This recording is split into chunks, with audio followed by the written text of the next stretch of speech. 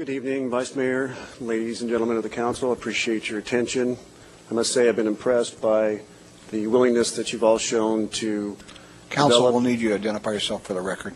I am Rick Brizendine. I am a resident of the 3rd District, and my address for my office is 5826 East Naples Plaza. Excuse me. I want to thank you for showing us that you are willing to invest yourselves in this emerging area of law. I also want to commend the City Attorney. It's clear by the ordinance, that's the draft that's before us, that they have spent a lot of time and effort in doing what is the best job they can hope to do in these circumstances. I do like to address some of the particulars of the proposed ordinance. It does appear to be quite onerous in its requirements on the medical marijuana collectives, even more so than many of the other uses in the city. First of all, most importantly, is patient privacy.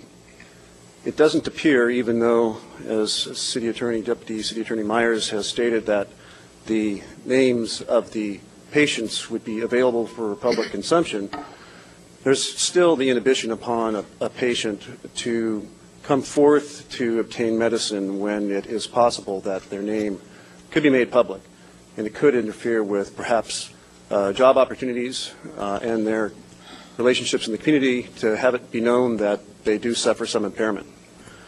It doesn't appear from the comments and the ordinance that there is any real rational relationship between the requirement to divulge the members' names and the regulation of a collective.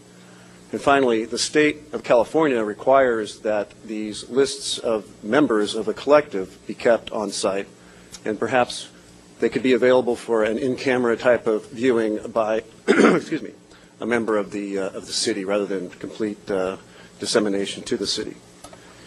Next would be the requirement of the video recording, web-based, and not so much that requirement because of the collectives that I have formed.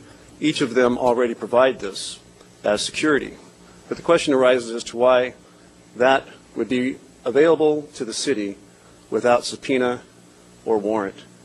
These collectives, the ones that I have formed at least, are good neighbors, and just like other establishments that provide video to the police when requested, so too would the collectives be good neighbors and supply this information when requested. Now, as to the zoning issues, the proximity to the residences, the restriction that there'd be none in a mixed-use zone, nor any within 1,000 feet of a library or a park. These are troublesome. It would exclude so many areas as to make it nearly impossible for some of the patients to obtain their medicine. Now, the complete cessation of all of the collectives when this ordinance passes really must be addressed, and perhaps a temporary permit could be applied for and achieved. And finally, some amortization of the collectives which are not able to continue to operate once the ordinance passes and they don't qualify would definitely be helpful. And I thank you very much for your attention.